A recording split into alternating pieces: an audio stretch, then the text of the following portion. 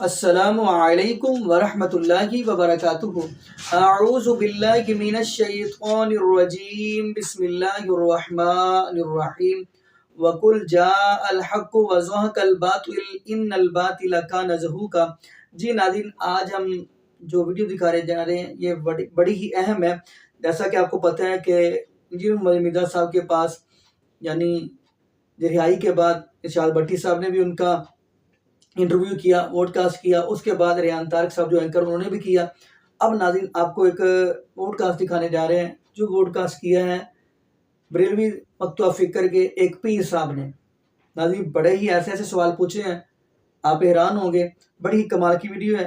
ناظرین ہم لمبی چوڑی گفتگو کرنے کی بجائے ہم وہ پوری ویڈیو دیکھتے ہیں تاکہ ہمارے علم میں اضافہ ہو اور قرآن حدیث کی باتیں سن کر ہمارا ایمان بھی تازہ ہو۔ آئیے ناظرین مل کے ویڈیو دیکھتے ہیں۔ الحمدللہ والصلاة والسلام علی اشرف الانبیاء والمرسلین صلی اللہ علیہ وآلہ وسلم وعلی آلہ واصحابہ اجمعین، آمین۔ السلام علیکم احباب زیوکار، میں ہوں سید محمد شاہ ثانی کاظمی، سجادہ نشین مرکزی دربار عالیہ کالوچک شریف۔ آج ہم ایک ایسی شخصیت کے پاس موجود ہیں جن نے اختلافی موضوعات پہ بہت زیادہ بات کی ہے۔ یوٹیوب کے اسکالر بھی نے کہا جاتا ہے، مختلف مکاتب فکر کے علماء ان سے اختلاف بھی کرتے ہیں۔ مجھے بھی ان کی جو نظریات ہیں ان سے شدید اختلاف ہے۔ ہم آج ان سے 1 to 1 کوسچن کریں گے۔ کیونکہ میرا تعلق تصوف سے ہے تو میں اپنا مقدمہ آج ان کے سامنے پیش کروں گا۔ السلام علیکم ورحمۃ اللہ صاحب۔ وعلیکم السلام ورحمۃ اللہ وبرکاتہ۔ ولا حول ولا قوة الا باللہ، اللہم صلی علی محمد وعلی آل محمد۔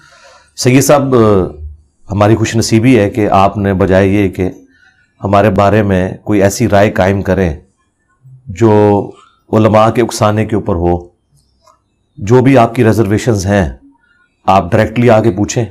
یہ بڑی خوشی کی بات ہے کہ آپ نے جرأت دکھائی ہے، ایک گدی نشین ہوتے ہوئے بھی آپ نے اپنا موقف ہمارے سامنے رکھنے کی، اور ہمارا موقف قرآن و سنت کی دلائل کی روشنی میں آپ پوچھیں۔ انشاءاللہ ہم جہاں پر آپ کی بات ریزنیبل ہوگی ایکسیپٹ کریں گے، اور جہاں پر اختلاف ہوگا وہ آپ کو قرآن و سنت کی روشنی میں انشاءاللہ جی جزاک اللہ سر۔ جی سر سب سے پہلے میرا آپ سے سوال ہے کہ صوفیاء نے، ہم نے شروع سے ہی سنا ہے اور ہندوستان کی تاریخ کی کتب اٹھا کر بھی آ کے دیکھیں تو یہاں پہ تبلیغ اسلام کے بارے میں صوفیاء کی کافی خدمات ہیں۔ میں نہیں کہتا وہ معصوم تھے، غلطیاں واقعتاً ہوئی ہیں، اور زیادہ تر جو غلطیاں آپ ہائی لائٹ کرتے ہیں وہ بعد میں آنے والے لوگوں نے ہائی لائٹ کی ہیں، انہوں کے معاملے میں ہوئی ہیں۔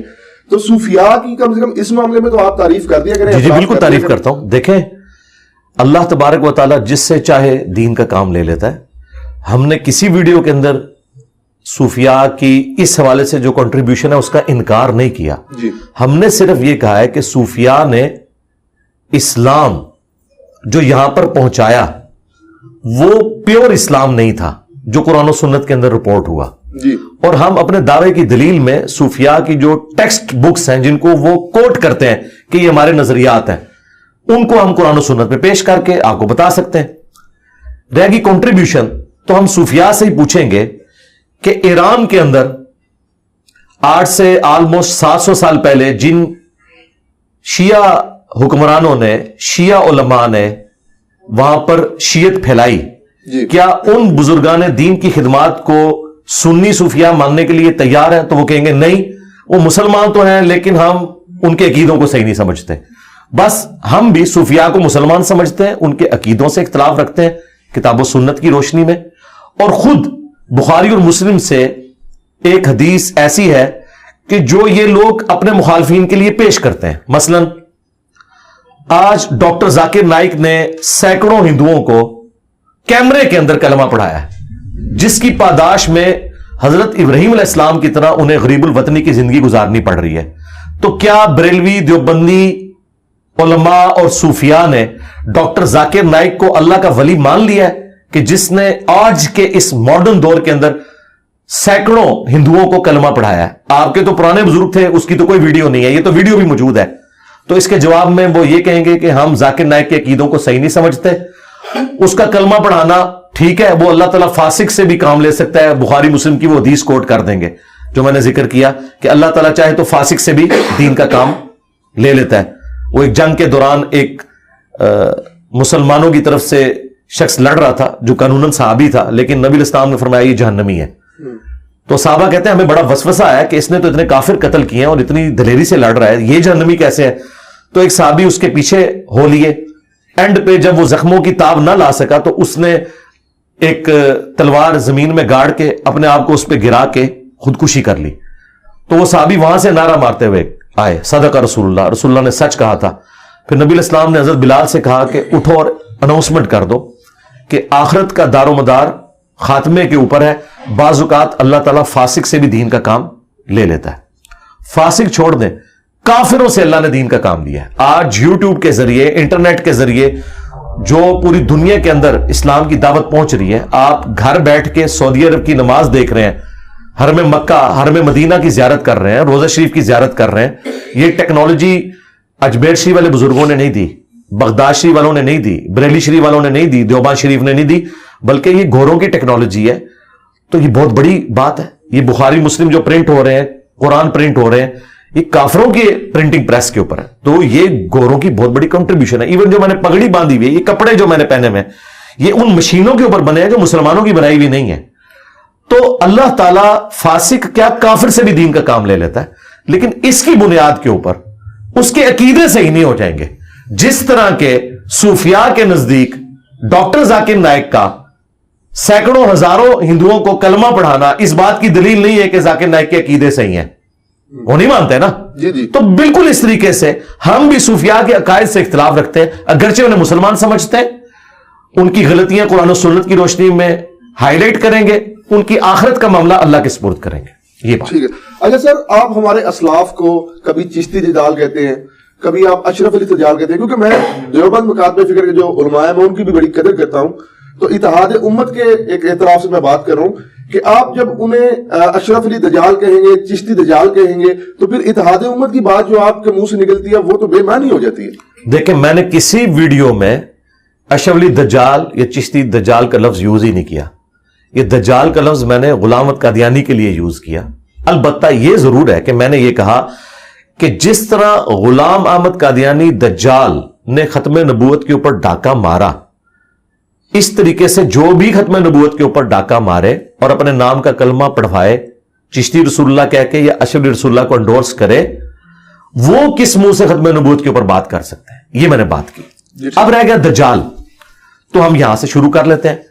کیا بریلوی اشرف علی تھانوی صاحب کا کلمہ انڈورس کرنا, لا الہ الا اللہ اشرف علی رسول اللہ اور اللہم صلی علی و نبینا اشرف علی, نعوذ باللہ, کیا اس بات کے اوپر بریلوی علماء اور ان کے بزرگ کیا اشرف علی تھانوی کو رحمت اللہ علیہ اور مفتی اعظم اور حکیم الامت مانتے ہیں؟ وہ تو کہتے ہیں کذاب ہے, دجال ہے, گستاخ رسول ہے. اعلیٰ حضرت نے تو حسام الارمین میں اشرف علی تھانوی کو کافر ڈکلیئر کیا اور کہا کہ اس کے کفر میں شک کرنے والا بھی کافر ہے.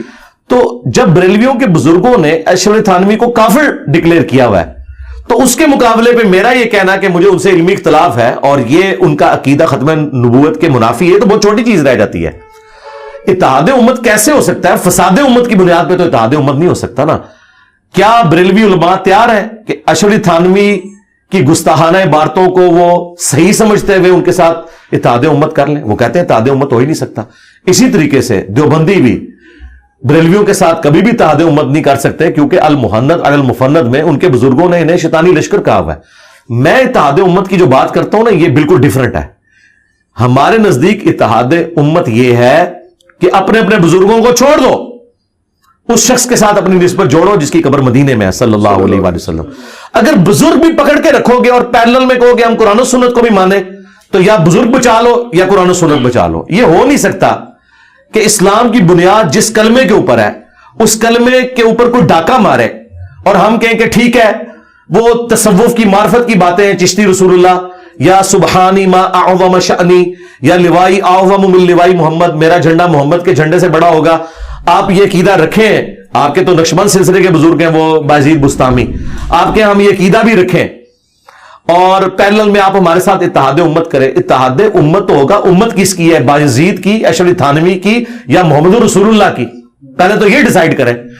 اتحاد امت محمدیہ کی بات ہو رہی ہے, اتحاد امت دیوبندیہ, اتحاد امت نقشبندیہ, اتحاد امت بریلویہ, اتحاد امت قادریہ کی بات تو نہیں ہو رہی نا. امت تو اس شخص کی ہے جس کی قبر مدینے میں ہے, جو شخص اس کے ساتھ غداری کرے, ٹھیک ہے, اس کی عظمت اپنے کھاتے میں ڈلوائے, تو ہم اس کے ساتھ کیسے اتحاد کریں؟ ہمارا جھگڑا یہ ہے کہ ان بزرگوں کی کتابوں میں گستاخانہ عبارتیں اور ان کے ماننے والے ان گستاخیوں کو اون کرتے ہیں, اور وہ کہتے ہیں ٹھیک لکھے, آپ کو سمجھ نہیں آئی. ہم کہتے ہیں آپ ہمیں نہ سمجھائیں, اپنی پبلک کو جسٹیفائی کریں.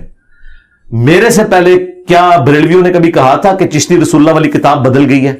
چند سال پہلے ان کے مفتی مناظرے میں ڈیفینڈ کر رہے ہیں اسے, اور ڈیفینڈ اس لیے کر رہے ہیں کہ اعلی حضرت نے فتاوی رضویہ کے اندر سبع سنابل کی تعریف کی ہے اور کہا ہے کہ یہ رسول اللہ کی بارگاہ میں مقبول کتاب ہے, اور اس کے اندر بھی چشتی رسول اللہ لکھا ہوا ہے. اگر اعلی حضرت کو پتا تھا کہ اس کتاب میں چشتی رسول اللہ لکھا ہے اور اس کے باوجود انہوں نے کہا یہ نبی الاسلام کی بارگاہ میں مقبول ہے, تو اعلی حضرت تو فارغ ہو گئے. اور اگر ان کو نہیں پتا تھا تو رسول اللہ پہ جھوٹ باندھ دیا.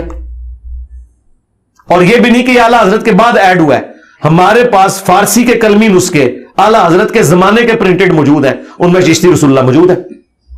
اصل بات یہ ہے کہ ان کو پتہ ہی نہیں تھا, کوئی اللہ تعالیٰ ان کے اوپر بندہ مسلط کر دے گا کہ وہ اعلی حضرت کے مشن کو لے کے آگے چلے گا. اعلی حضرت نے تو صرف دیوبندیوں کے بابوں کو پکڑا, اور یہ کہتے ہیں نا کہ جی انجینئر صاحب ڈھونڈ ڈھونڈ کے جو ہے وہ گند پہ بیٹھتے ہیں جیسے کوئی مکھی بیٹھتی ہے. تو اعلی حضرت نے بھی اشرف تھانوی کی سینکڑوں کتابوں میں سے ایک حفظ الایمان میں سے عبارت نکالی ہے نا, باقی کتابیں کیوں نہیں؟ وہ کہتے ہیں فارغ باقی کتابیں. جی جی ہاں کہتے ہیں نا, تو تھوڑے بابے نہیں فارغ کہتے ہیں جی ایک چھوٹی سی بھی گستاخی ہو جائے تو بندہ فارغ ہو جاتا ہے.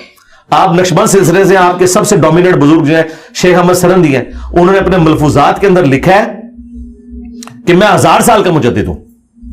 ہم نے ان سے پوچھا ہے کوئی ضعیف حدیث بتا دو, حدیث تو ابو داؤد اور حاکم میں ہے 100 سال کے مجدد کی. یہ اس نے کہاں سے اپنے آپ کو خود ڈکلیئر کر دیا مجدد اور 1000 سال کا, اور پلس اس نے کہا ہے کہ مجھے جتنی شانیں ملی ہیں میں اللہ سے امید کرتا ہوں اس کا کچھ حصہ امام مہدی کو بھی مل جائے گا. وہ اپنے آپ کو امام مہدی تو بڑا سمجھتا ہے. اندازہ کرو, مہدی کی تعریف میں تو ابو داؤد میں مسند احمد میں حدیثیں ہیں, اور تو کہہ رہا ہے کہ مجھے جو کچھ ملا ہے اس کا کچھ حصہ مہدی کو بھی ملے گا.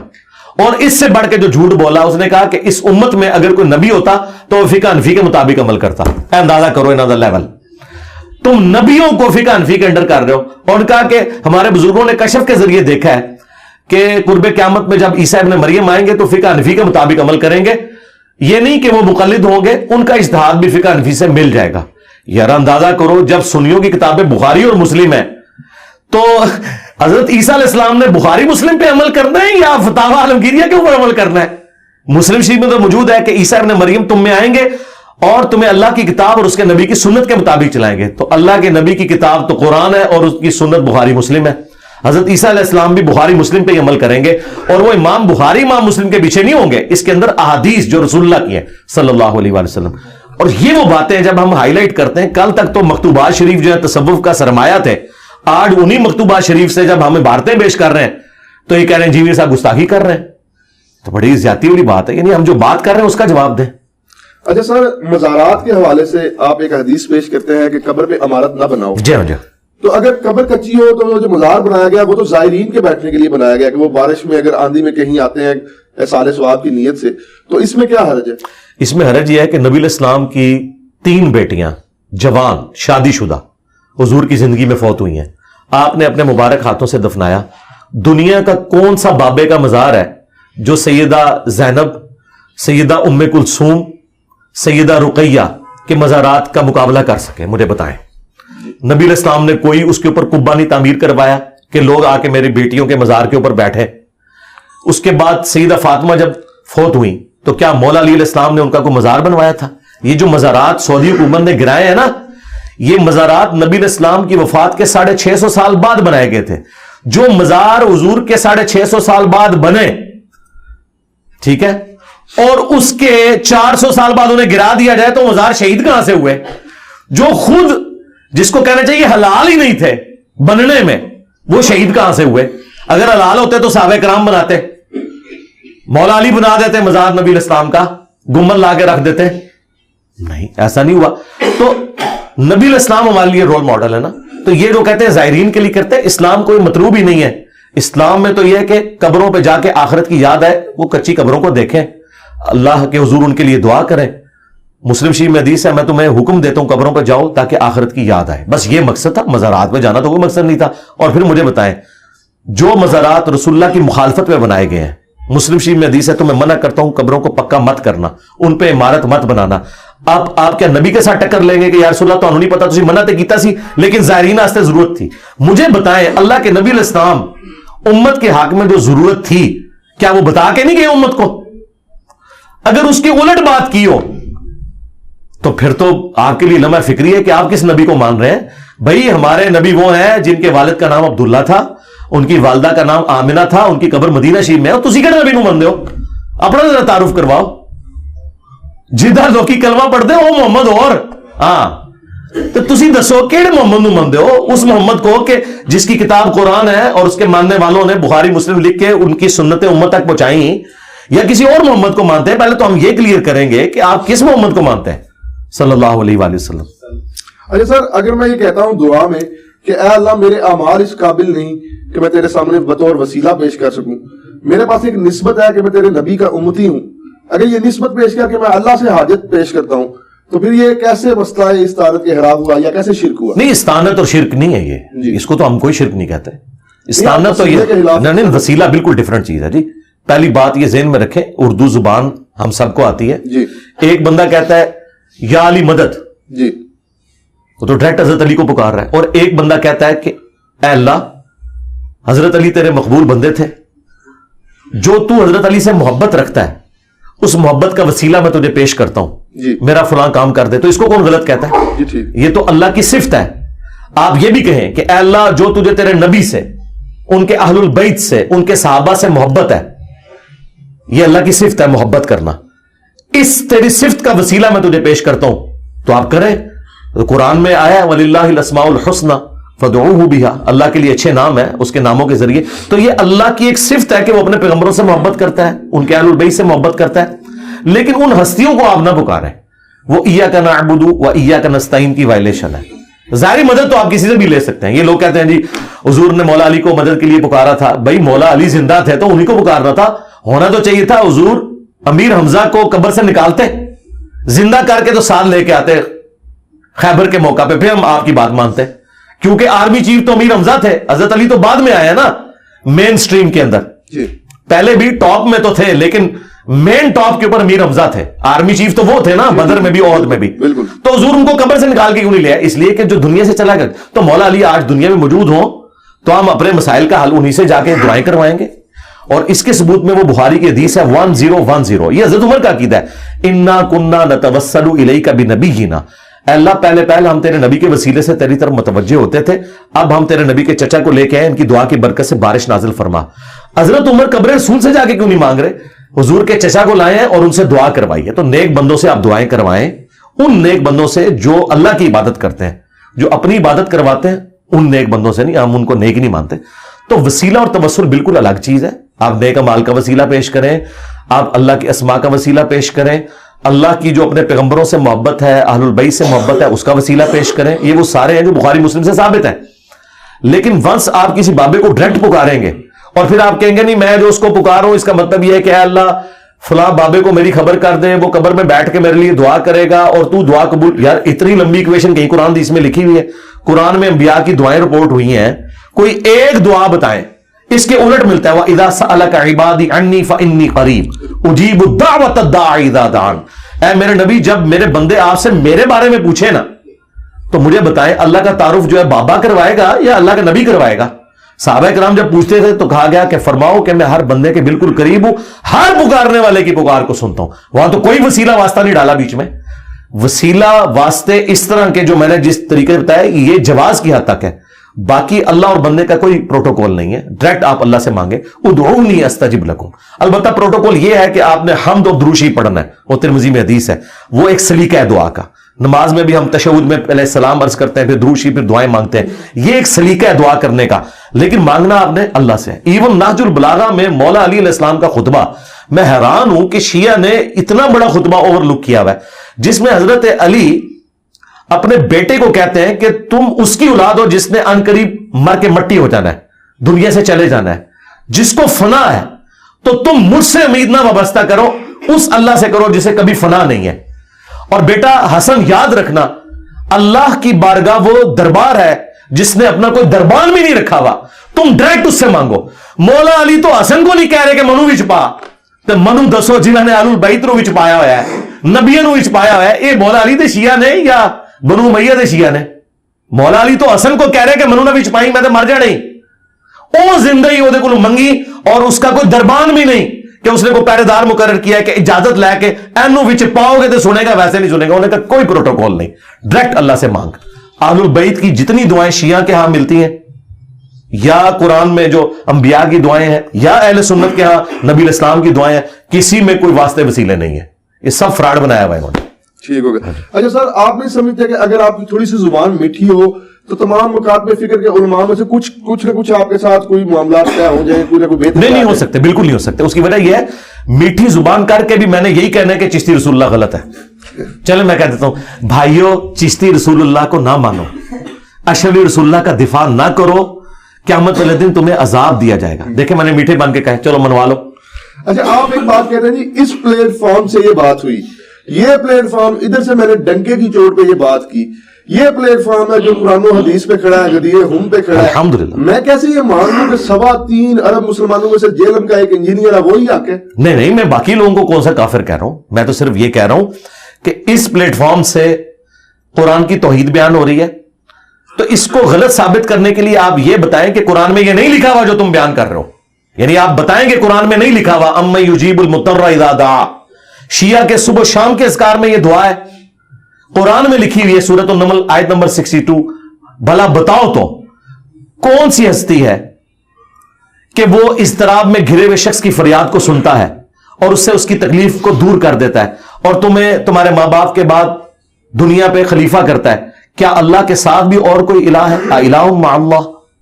وہاں تو ہونا چاہیے تھا کہ بھئی ہم تو مستقل بذات کے بغیر مانے ہوئے ہیں اور ہم جو ہے وہ عطائی مانے ہوئے. اللہ تعالیٰ کہہ رہا ہے کہ میرے ساتھ تو کوئی اور الہ ہے ہی نہیں جس سے تمہاری مشکل کو دور کر سکے, تم نے مانگنا مجھ سے.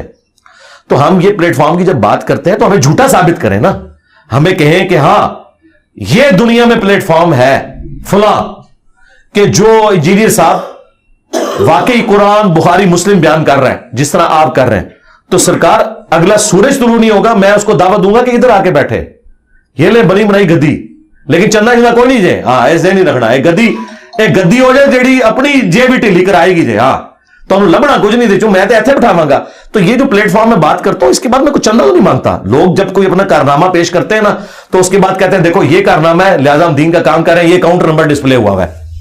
ہم کہتے ہیں آؤ تمہیں کھلائیں گے, چندہ نہیں لیں گے, اپنی جیب سے کھلائیں گے. تو ہم اس سسٹم کے بینیفیشری کوئی نہیں ہے. کہہ رہے اس لیے کہ دکھائیں اہل بیت کا دفاع کس نے کیا ہے. جو لوگ یزید کو رحمت اللہ علیہ کہیں, ٹھیک ہے, اعلیٰ حضرت کی جرت نہیں ہوئی ہے, انہوں نے کہا کہ میں یزید کے بارے میں خاموشی اختیار کروں گا کیونکہ امام حنیفہ خاموش تھے. ٹھیک ہے, تو اعلیٰ حضرت کے ماننے والے یزید کو گالیاں کیوں نکال رہے ہیں؟ وہ کہتے ہیں وہ اس لیے نکال رہے ہیں کہ اعلیٰ حضرت نے کہا تھا کہ اگر یزید کو کوئی برا کہے گا ہم اسے روکیں گے نہیں, خود کہیں گے نہیں. تو دسو نا کہ اعلیٰ حضرت جڑا انہیں ہی برا کہہ دے, تسی اعلیٰ حضرت مسلک تے پھر نہیں ہو. اعلیٰ حضرت کا تو مسلک ہے خاموشی, ٹھیک ہے, تو پھر غدیر خون پہ اعلیٰ حضرت تو نہیں کھڑے, ہم کھڑے ہیں. کیونکہ مسلم شریف میں حدیث ہے میں تمہیں اللہ کا خوف دلاتا ہوں اپنے اہل البیت کے معاملے میں. اس زمانے میں خوف یہ تھا کہ آپ اہل البیت کا ساتھ دیتے, اور آج یہ ہے کہ اہل البیت کے دشمنوں کو آپ ننگا کریں. یہ تو آپ کی جرت نہیں ہے. ٹھیک ہے, شیخ احمد سرندی وہ بھی دیکھ لیں, وہ یزید کے والد کا دفاع کرتے ہیں, جھوٹا دفاع کرتے ہیں. امام غزالی وہ یزید کا جھوٹا دفاع کرتے ہیں. وہ ہمارے استاد مولانا اسحاق صاحب کہا کرتے تھے کہ جب امام غزالی یہ کہہ رہے تھے یا العلوم میں کہ واقعہ کربلا ڈسکس نہیں کرنا چاہیے, اس میں بڑی ہستیوں کے نام آئیں گے, تو اس کا تو مطلب ہے چور کی داڑھی میں تنکا. ہاں پتہ تم لوگوں نے, تمہارے بڑوں نے کام ڈالا ہے, ڈسکس کرو اور بتاؤ سچ کیا ہے. سچ نہیں بتا سکتے, کیسے بتائیں کہ یہ انسانی تاریخ میں نہیں ہوا کہ کوئی نبی فوت ہو اور اسے قبر میں گئے 50 سال ہو اور اس کی امت اسی کے دین کے نام کے اوپر اسی کی اولاد کو ذبح کر دے. ٹھیک ہے, واقعہ کربلا جی یہ وہ واقعہ جو قیامت تک آپ کو ہارٹ کرے گا, اس سے آپ جان نہیں چھڑا سکتے. تو میں جو دعویٰ کرتا ہوں میں غدیر خون پہ کھڑا ہوں تو اہل بیت کا دفاع کر رہا ہوں, اور مجھ سے زیادہ کسی نے زندگی میں نہیں کہا ہوگا کہ یا علی مدد کہنا شرک ہے. علی کا اتنا بڑا شیعہ ہو کے ہر لیکچر میں کہے کہ یا علی مدد شیعہ ہے, تو پھر میں ڈنکے کی چوٹ پہ کہتا ہوں کہ علی والی توحید بھی ہمارے اندر ہے اور اہل بیت کا دفاع بھی ہمارے اندر ہے. اس طرح کا کہیں ہے تو ہمیں دکھائیں, ہم اپنی سیٹ پہ بٹھائیں گے. لوگ اہل بیت کا دفاع بھی کرتے ہیں تو صحابہ کرام پہ لعنت شروع کر دیتے ہیں, اس ایکسٹریم کو نکل جاتے ہیں. اگر کوئی لعنت نہیں کرتا تو توحید میں وہ بابوں کو پکارتا ہے.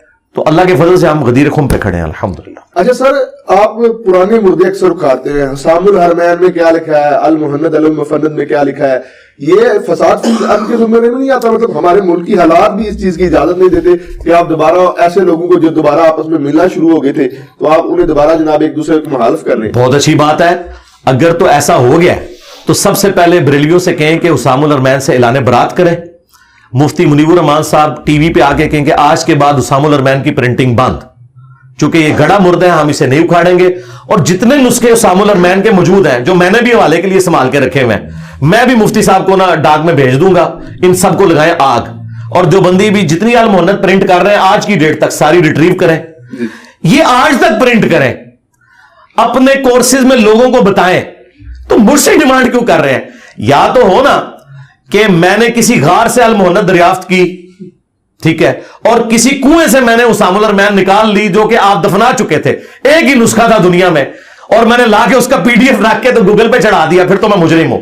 جناب الیاس قادری باپا جانی, جنہیں پاکستان میں ہماری ایجنسیز کی طرف سے یہ سرٹیفکیٹ دیا گیا سب سے پرامن جماعت ہے, ٹھیک ہے, پتہ نہیں ایجنسیاں کون سی ایجنسیاں ہماری, اس جماعت کو پرامن کہہ رہے ہیں کہ جس کے امیر نے اناؤنسمنٹ کی ہے کہ میرا مرید وہ ہے جو حسام الحرمین کو پڑھے اور اس پہ عمل کرے, جس میں دیوبندیوں کو کافر لکھا ہوا ہے, سارے دیوبندیوں کو اور ان کے بڑے بزرگوں کو.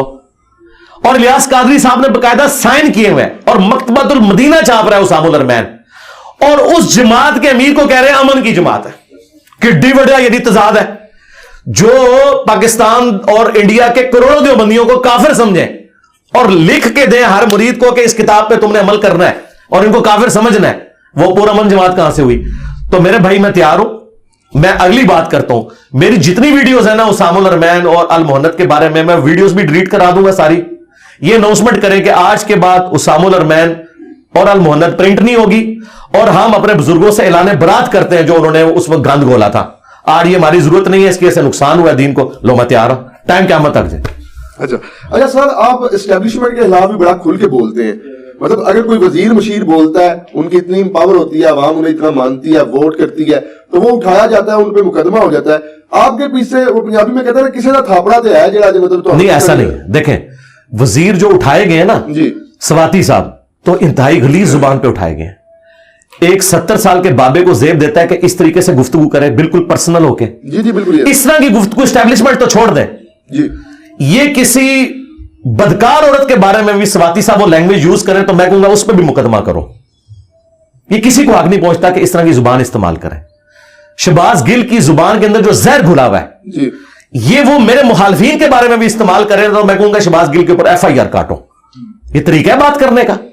رہ گیا میرا معاملہ, میں اسٹیبلشمنٹ سے جو اختلاف رائے کرتا ہوں تو میں کبھی ان کے لیے کوئی روڈ لینگویج تو نہیں استعمال کرتا. میں تو ان کو ان کے حلف کی یاد دلاتا ہوں جی کہ آپ اے پولیٹیکل ہو جائیں. میں اس زمانے میں بھی کہتا تھا جب یہ لچ تلے ہوئے تھے, آج تو انہوں نے اپنا لچ تلنا بند کر دیا. لیکن آپ نے تو انہیں خانہ کعبہ کی چھت پہ چڑھا دیا, اب تو وہ کہہ رہے ہیں کہ ہم اے پولیٹیکل ہو گئے, ہم نہیں. میں نے یہ نہیں کہا, میں نے یہ کہا تھا کہ آپ خانہ کعبہ کی چھت کے اوپر بھی چڑھ کے یہ اناؤنسمنٹ کریں نا کہ ہماری آنے والی نسلیں بھی اب ماشاءاللہ نہیں لگائیں گی, تو اللہ سے میں امید کرتا ہوں کہ عوام کے دل میں آپ کے لیے نرم گوشہ پیدا ہو. یہ میں نے کہا تھا کہ آپ جو یہ کہہ رہے ہیں نا یہ عوام نہیں مان رہی. مجھے بتائیں پاکستان میں سب سے پاپولر لیڈر پاکستان کی ہسٹری میں کون ہے؟ عمران خان.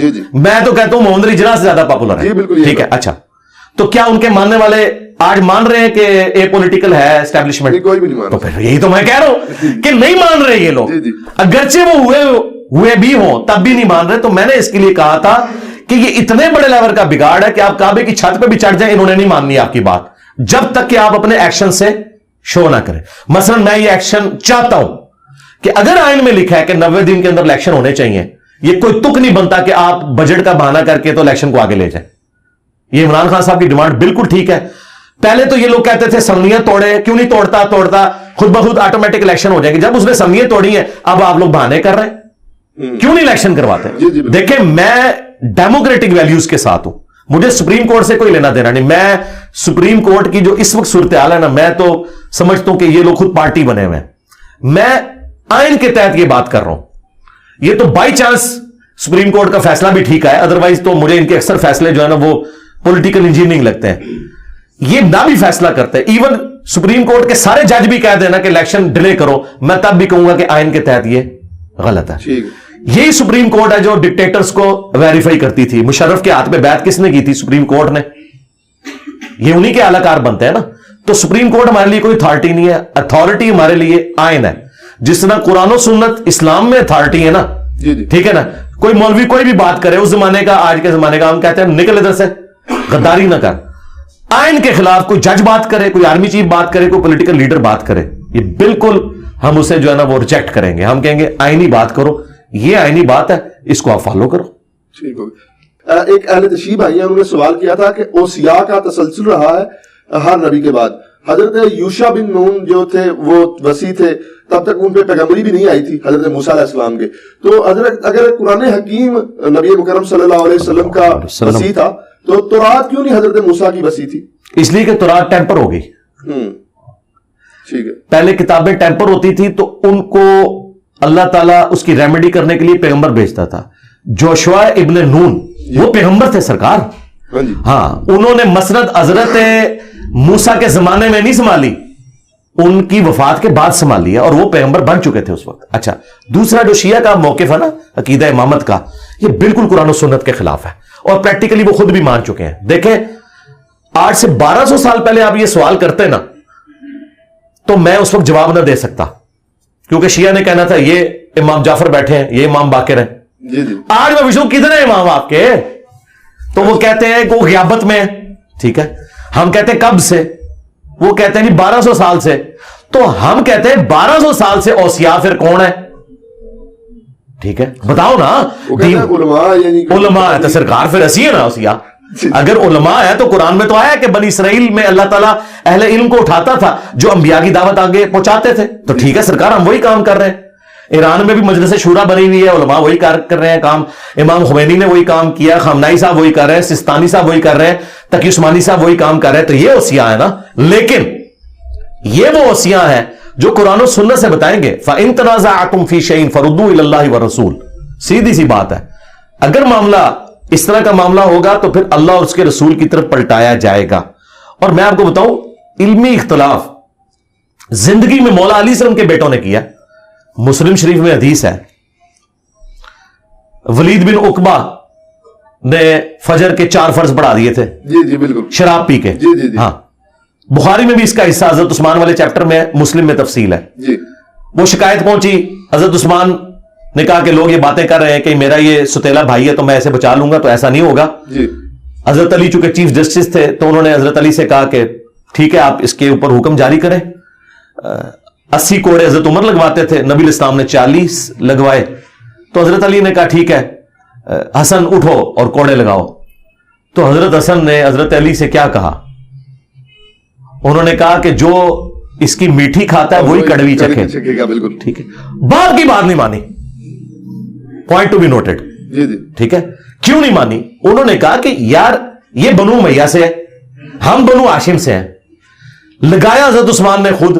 کوڑا جب مجھ سے مروائیں گے تو یہ تو خاندانی تعصب آ جائے گا, قبائلی سسٹم, تو ہمیں نہ ڈالے. یہ بنو امیہ ہی لگائے اس کو کوڑے, جنہوں نے یہ تحفہ ہم پہ مسلط کیا ہے. حضرت علی نے کوئی برا نہیں مانا. آپ نے اپنے جو بیٹا تھا دوسرا, انڈائریکٹلی اسما بنت امیس سے تھا چونکہ ان سے نکاح کر لیا تھا, عبداللہ ابن جعفر جو بھتیجا بھی لگتا تھا, انہیں کہا تو 40 کوڑے لگوائے اور کہا کہ بس 40 میں رک جاؤ. حضرت عمر 80 لگواتے تھے, حضور نے 40 لگوائے, حضرت بکر بھی 40 لگوائے, میں 40 دونوں کو صحیح سمجھتا ہوں لیکن 40 پہ ایک تو ادھر بھی 40 کی ویو آف کر دیا. ورنہ میرے صحابی تے 80 لوانے چاہیے سن کہ حضرت عثمان دا نام لے کے تو ویچ کے اللہ دے بندیا خلافت نو بدنام کر رہا ہے. کہ حضرت علی نے کہا نہیں یار چھوڑ دو, مطلب یہ نہ ہو کہ کوئی خاندانی تعصب نہ آ جائے. تو علمی اختلاف ہو سکتا ہے کسی معاملے میں, یہ کوئی ایسا ایشو نہیں ہے. اس زمانے میں بھی لوگ ایک دوسرے کے ساتھ کرتے تھے, آج بھی علمی اختلاف کریں, آپ بتائیں اپنے معاملات کو. تو شیعہ کا جو یہ موقف ہے نا کہ اماموں سے پوچھنا ہے تو ٹھیک ہے, امام محمد مہدی علیہ السلام کو اگر سامنے نہیں لا سکتے, وہ نہیں آنا چاہتے, تو ہم نے ان کو ریکویسٹ کی تھی کہ آپ ہمیں واٹس ایپ نمبر دے دیں, موبائل نمبر دے دیں. تو انہوں نے کہا آپ نے گستاخی کر دی. گستاخی کہاں سے ہوگی؟ آج کے دور میں یہی بات ہوگی نا. مثلا آپ کہتے ہیں کہ فلاں عالم سے مسئلہ پوچھو, تو میں آپ سے کیا کہوں گا کہ اس کا یوٹیوب چینل بتائیں. آپ کے نہیں ہے تو میں کہوں گا واٹس ایپ نمبر دیں. مزاروں کے ایڈریس نہیں آپ بتاتے, اس میں توہین کہاں سے ہوگی؟ میں تو کہتا ہوں کہ اللہ کے نبی علیہ السلام دنیا میں آئے اس وقت تو دعوت کا ذریعہ ہے. آپ کا بھی یوٹیوب چینل ہوگا, آپ بھی لوگوں کو مسائل بتائیں گے, واٹس ایپ گروپس ہوں گے آج کے کیونکہ اس زمانے میں جتنے لیٹسٹ چیزیں تھیں وہ آپ نے کی. بخاری مسلم میں آتا ہے جب نبی علیہ السلام نے کافروں کو خط لکھے تو صحابہ نے کہا یا رسول اللہ یہ خط آپ کے نہیں وہ قبول کریں گے, مور لگائیں اس کے اوپر. تو یہ مور نبوت جو آپ دیکھ رہے ہیں نا, یہ نبی علیہ السلام نے اپنی مرضی سے نہیں بنوائی, یہ صحابہ نے کہا یا رسول اللہ واٹس ایپ نمبر بڑھاؤ, جی جی نیچے منی جائے گی تھوڑی خط. پھر حضور نے کہا ٹھیک ہے اے میری مور بنواؤ, اور دیکھیں مور کیسی پیاری ہے. محمد سب سے نیچے رکھا ہے, اللہ کو اوپر رکھا ہے. حالانکہ لکھتے آپ تو محمد رسول اللہ عموماً پہلا لفظ اوپر لکھا جاتا ہے, دوسرا نیچے, تیسرا اس سے نیچے, لیکن پرائورٹی آپ نے دیکھی ہے الٹ لکھا. اصل میں یہ سیدھا لکھا کہ اللہ کا نام اوپر رکھا, محمد رسول اللہ. یہ نبی علیہ السلام نے مور نبوت صحابہ کرام کے مشورے پہ اس لیے بنوائی تھی کہ بخاری مسلم کے الفاظ ہیں یا رسول اللہ یہ غیر مسلم جو ہیں وہ مور کے بغیر کو خط نہیں قبول کرتے. تو نبی علیہ السلام نے تو نہیں کہا کہ نہیں میرا تو خط فرنج ہی جائے گا. آپ نے کہا ٹھیک ہے اگر یہ نارمز ہے لے کے جائیں. ایون آپ نے صحابہ کرام سے ٹریننگ دلوائی کہ ان کو وہ دوسری زبانیں سکھائیں کہ جا کے ان سے باتیں کریں. تو نبی علیہ السلام آج موجود ہوں تو انٹرنیٹ بھی یوز کریں گے, سارے معاملات ہوں گے. یہ تو یعنی اس دور کی, اس زمانے میں بھی آپ دیکھیں بخاری مسلم کی حدیث ہے آگاہ ہو جاؤ طاقت پھینکے ہوئے ہتھیاروں میں ہے. نبی علیہ السلام اس زمانے میں بھی کہتے تھے تلوار چھوٹی طاقت ہے, تیر چلانا سیکھو, کیونکہ دور سے آپ کسی کو کر. آج بھی دنیا مان رہی ہے کہ پھینکے ہوئے ہتھیار جو ہے نا یہ زیادہ طاقت رکھتے ہیں. میزائل کیا ہے؟ تیر ہے آج کا, بالکل پھینکا ہوا ہتھیار ہے نا. سکون سے آپ اپنے ملک میں بیٹھے تھے دوسرے کو اڑا دیتے ہیں. تو قرآن میں آیا کہ پلے ہوئے گھوڑے تیار رکھو کافروں کے خلاف. تو آج تو وہ گھوڑے نہیں ہوں گے, آج تو وہ ٹینک ہوں گے, بلکہ اس سے بھی آگے کی بات ہے اب تو لیزر گائیڈڈ میزائل ہوں گے. تو اس طرح کی باتیں کرنا یہ کوئی توہین نہیں ہے کسی کی. تو ہم نے یہ کہا تھا کہ بھائی 1200 سال پہلے تو آپ امام کو مل سکتے تھے, آج امام غیابت میں ہے, تو اگر وہ سامنے نہیں آنا چاہتے کوئی یوٹیوب اپنا چینل بنائے, ہم یوٹیوب سے کوشچن پوچھتے ہیں, وہ ہماری رہنمائی کریں. ہم تیار بیٹھے ہوئے ہیں سرکار, ہم تو اہل بیت کا دفاع کر رہے ہیں. اور میں آپ کو بتاؤں یہ دعوے کرتے ہیں کہ فلانا امام جڑا ہے امام مہدی میں ملیا ہے. سرکار امام مہدی اگر دنیا موجود نے, اگر انہوں نے کسی کو ملنا ہے نا تو سب تو سوٹیبل بندہ میں جائے. ہاں سرکار جو سب سے زیادہ اہل بیت کے لیے کھڑا ہوا ہے, اور بنو امیہ کی اس نے غلطیاں سنیوں کی کتابوں سے ہائی لائٹ کر دی ہیں, کیونکہ بنو امیہ کے جو ڈیفینڈر ہیں اور دفاع کرنے والے تو سنی ہیں, شیعہ تو نہیں تو دفاع کرتے. تو سنیوں کی تطہیر جس بندے نے اہل بیت کے حساب سے کی ہے, میں نے تو مہدی کے لیے راستے ہی مار کر دی. امام مہدی کو تو اب زیادہ محنت نہیں کرنی پڑنی اس حوالے سے کہ لوگوں نے دسو کہ بھائی حسین آکتے ہیں, کہ یزید آکتے ہیں, کہ مولا علی آکتے ہیں, کہ حضرت معاویہ آکتے ہیں. میں تو کام بھی سارا بس سنیوں کو سمجھا دیتا ہے بھی آکتے کون ہے. تو امام مہدی دا ادھا کام اس حوالے نال تے ہو گیا, اسی انہاں نو پود پرووائڈ کر دیتی ہے. انشاءاللہ تے سامنے آن اسی جناب انہاں دی بیعت کریں گے. سر وہ کہتے ہیں کہ وہ غیابت کبریٰ میں ہے, وہ ملتے نہیں کسی سے, نہیں ملتے نا, صغریٰ میں تھے جب تک ملتے تھے. اچھا اب کبریٰ میں ہے نا پچھلے 1200 سال سے, تو اب وہ دین نہیں لوگوں کو سکھائیں گے یعنی کہ جی تو بس یہی تو ہم کہہ رہے ہیں کہ دین قرآن و سنت سے لیں. ٹھیک ہے, تو پھر کیا ان کا اس میں سے نکالا کیا, مطلب اس میں کوئی چیز نکلے نا. یعنی صحابہ کہف سوئے ہوئے ہیں 300 سال سے, تو کسی کو نہ کوئی سوال کا جواب دے سکتے تھے نہ کچھ کر سکتے تھے. اب کوئی بندہ کہ جی میں آپ دلیل ان کی یہ مانتے ہیں کہ یہ اصحاب کہف والی کو جو دلیل دیتے ہیں کہ مطلب, میں کہتا ہوں میں تو اس بات کو نہیں مانتا. میں کہتا ہوں اگر کوئی مان بھی لے تو اصحاب الکہف جب غار کے اندر سوئے ہوئے تھے تو کیا مسئلے لوگ ان سے جا کے پوچھتے تھے؟ تو جس بندے سے آپ مسئلہ نہیں پوچھ سکتے تو وہ آپ کا امام کیسے ہو سکتا ہے آج کے دور میں, جب تک وہ سامنے نہ آئے. نبی علیہ السلام ساری جنگوں میں جو امامت کرتے رہے, تو کیا یہ ہوا ہے کہ آپ گھر میں بیٹھ گئے اور امامت کرتے رہے؟ آپ آ کے آپ کا خیمہ بھی میدان جنگ میں لگتا تھا, ایک جنگ میں بھی حضور پیچھے نہیں رہے. ٹھیک ہے, آپ کے خیمے لگتے تھے, ہر مسئلے میں حضور سے پوچھا جاتا تھا یا رسول اللہ کیا کریں, تو نبی علیہ السلام بتاتے تھے. تو اگر کوئی امام ہے تو لیڈ کرے نا سرکار. میں یعنی ایک دعوت کا کام لے کے چل رہا ہوں, تو میرے اسٹوڈنٹ مجھ سے جب پوچھتے ہیں تو میں انہیں لیڈ کرتا ہوں نا.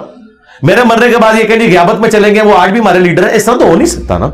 آج لیڈر وہ ہے جو سامنے مسئلہ بتائے گا. اصل مسئلہ امامت میں یہ ہے کہ وہ کہتے ہیں کہ آسمان کا زمین سے کوئی رشتہ نہیں ہے. وہ معصوم تھے حضرت علی سے, جو امام حسن, یار وہ جو کچھ بھی ہو, بات یہ کہ 1200 سال پرانی بات ہے نا. یہ 1200 سال پہلے باتیں ہوتی ہیں نا. اب 1200 سال سے ایک بندہ سامنے نہیں ہے تو اس کے بارے میں کیا ہم بات کریں؟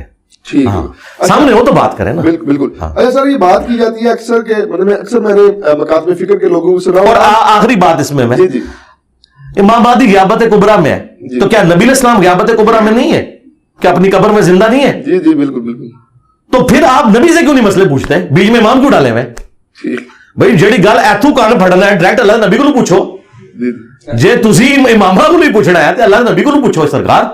ہاں لیکن یہ نہیں بات مان سکتے. کیوں بھائی سقیفہ بنی ساعدہ ہوئی ہے تو یہ تو مولا علی کو بھی خیال نہیں آیا کہ میں ابو بکر کو قبر رسول پہ جا کے کہوں کہ یا رسول اللہ ذرا فیصلہ کرو ساڈا. ان کو پتا تھا کہ حضور اب اس دنیا سے جا چکے, آخرت کی زندگی میں اب ان سے ہم کمیونیکیٹ نہیں کریں گے, آپ کی تعلیمات پر عمل کریں گے. وہ تعلیمات اس وقت بھی زندہ تھی, آج بھی زندہ ہے. جو ماننے والے تھے وہ وقت کے ساتھ فوت ہوتے جا رہے ہیں. میں نے بھی دنیا سے چلے جانا ہے. میرے مرنے کے بعد کوئی یہ تو نہیں کہے گا کہ انجینئر صاحب اس مسئلے میں کیا کہتے ہیں. ہاں ویڈیو سے کہہ سکتا ہے, لیکن ویڈیو میں بھی وہ والا دیکھیں گے. جرا والا نہیں ہوئے گا نا وہ کہیں گے نہیں یہ انہوں نے اپنی رائے ہے, ایسی نہیں مندے. اچھا سر, مطلب میں یہ کہتا ہوں کہ آپ کہتے ہیں نہیں, میں نے بہت کم دیکھا ہے کسی بات پہ رجوع کیا ہو.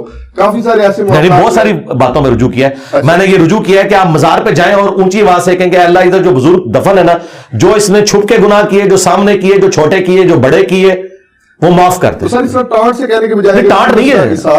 چلو میں پیار سے کہہ دیتا ہوں کہ جی آپ جب اپنے بزرگوں کے مزارات پہ جائیں تو بلند آواز سے میرے بھائیوں کہا کریں اے اللہ اس کے چھوٹے بڑے, چھپ کے کیے, سامنے کیے. گناہ تو ہر بندے سے ہوتا ہے, یہ تو مانتے ہیں. معصوم تو صرف پیغمبر ہے. ہاں یہ تو کوئی نہیں ہے کہ نہیں کیے ہوں گے, یقیناً کیے ہوں گے. اے اللہ وہ معاف کر دے. اے اللہ اس کی قبر میں کیڑے نہ پڑے. اے اللہ اسے عذاب قبر سے محفوظ رکھ. یار اگر اللہ کے نبی یہ دعا کر سکتے ہیں اللہم انی اعوذ بک من عذاب جہنم ومن عذاب القبر ومن فتنۃ المحیا والممات ومن شر فتنۃ المسیح الدجال, ہماری تعلیم کے لیے, ٹھیک ہے. لیکن وہ حضور کے لیے تو بات ٹھیک ہے کہ وہ ہماری تعلیم کے لیے تھا, لیکن باقیوں کو آپ نے اس لیے نہیں سکھائی کہ ہر کوئی یہ کہ یہ تعلیم واسطے ہے. تو عذاب قبر کسی نے نہیں پناہ مانگنی, صحابہ کرام مانگتے تھے.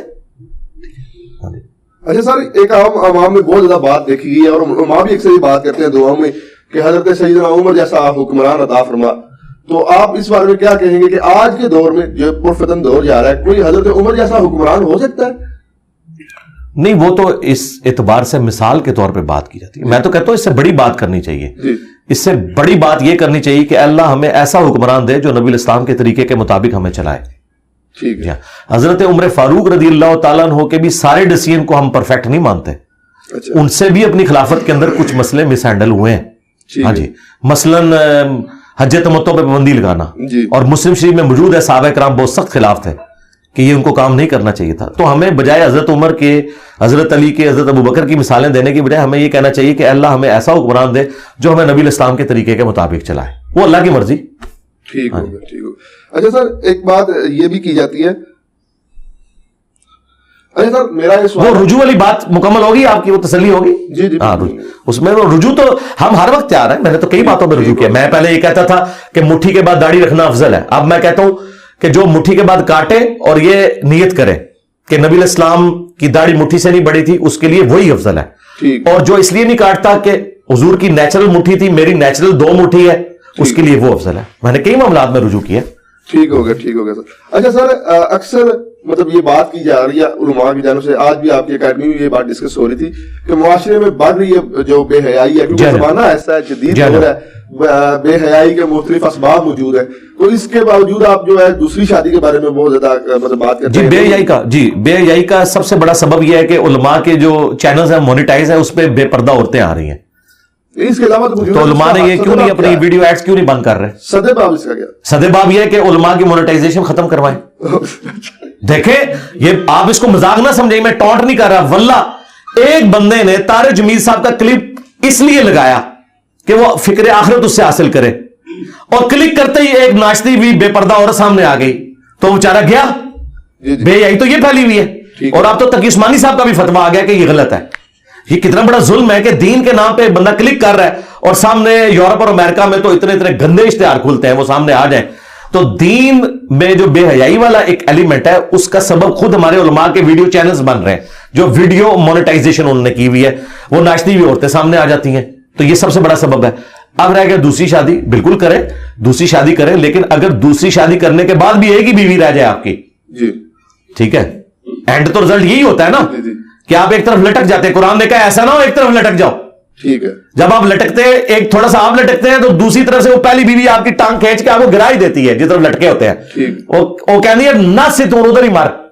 تو جو آپ نے وہ جو بچے ہیں وہ اب ان کا کون دیکھ بھال کرے گا؟ وہ تو بچے تو ماں کے ساتھ ہی ہوں گے، جیسے چوزے مرغی کے ساتھ ہی جاتے ہیں. مرغے کے ساتھ کبھی چوزے دیکھے آپ نے؟ تو at the end of the day جب وہ بچے معاشرے کے لیے اور وہ عورت ناسور بن جائے، تو جس کو حالات فیوریبل ہو نا، جس کی بیوی خود دوسری شادی کروائے تو سرکار وہ شوق سے کرے اور ہماری دعائیں اس کے ساتھ ہیں. لیکن اگر اس سے یہ فتنہ کھڑا ہوتا ہے کہ آپ نے لڑائی جھگڑا کرنا ہے اور اینڈ پہ ایک بھی جاتی رہے، میں اس پوائنٹ آف ویو سے بات کر رہا تھا. قطعاً کسی کی جرت ہے کوئی دوسری تیسری شادی کو حرام کہہ جائے، وہ تو کافر ہے جو کہے کہ یہ حرام ہے، نعوذ باللہ.